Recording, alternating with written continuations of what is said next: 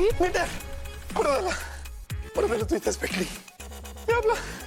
बाप रे, खुश दिसतोयस, किती हसतोयस. अरे रियाशी पॅचअप झालं तू ना? हो, पॅचअप झाला. तिचं खूप प्रेम आहे ना माझ्यावर. पॅचअप झाला आमचा. आहेच मुळी, बघितलं मी. पण तुझं माझ्याकडे काय काम आहे? खूप महत्वाचं काम आहे तुझ्याकडे. काय आहे? हात पुढे कर. का? प्रश्न नंतर विचार. हात पुढे करशील का? घे. मी काय तुला प्रसाद देणार होतं का? असं कोण हात पुढे करत? आता मला काय माहितीये का तू कशासाठी हात पुढे करावे सांगतोयस मला? नाही ना माहिती. तू मला जसं सांगणार तसं हात पुढे करणार ना मी. काय कळत नाही का? किती भांडतेस ग?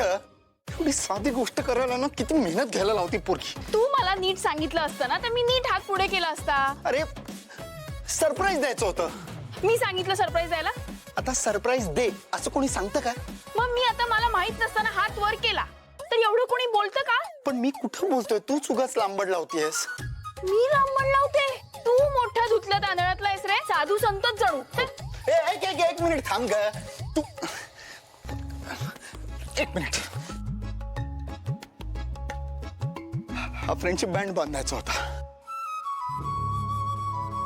त्यासाठी म्हणत होतो हात पुढे कर. अर्थात तुझी इच्छा असेल तरच. हे तुला मला बांधायचंय? हो. का? का म्हणजे आज फ्रेंडशिप डे आहे ना. आणि का म्हणशील तर तशी कारणं भरपूर आहेत. मीटर तुला माहित नसेल, तू भेटल्यापासून मला मला मला खूप काय काय मिळालंय.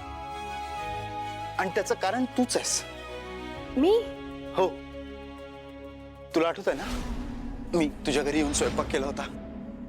बाबा जेवले होते. आयुष्यात पहिल्यांदा बाबा माझ्या हातचं जेवले, पोट भरून. त्यांनी जेवणाचं कौतुक केलं, गिफ्टही दिलं. पण ते मला मिळालं तुझ्यामुळे. कारण की तू पुढे येऊन सांगितलंस की जेवण तू नाही मी केलं म्हणून. खूप मोठा क्षण होता तो माझ्यासाठी, जे घडलं तुझ्यामुळे. खरं तर कित्येकदा तू माझ्यावर रागवली आहेस, माझ्याशी भांडली आहेस. जेव्हा गरज पडली तेव्हा तू माझ्या बाजूने उभी राहिलीस. आत्ता नाही का ते शिक्षेपासून वाचवलंस तू मला. बाबांसमोर धाडसाने उभं राहून तू सांगितलंस की मी चुकीचा नव्हतो. त्यांना पुरावे देऊन सिद्ध केलंस.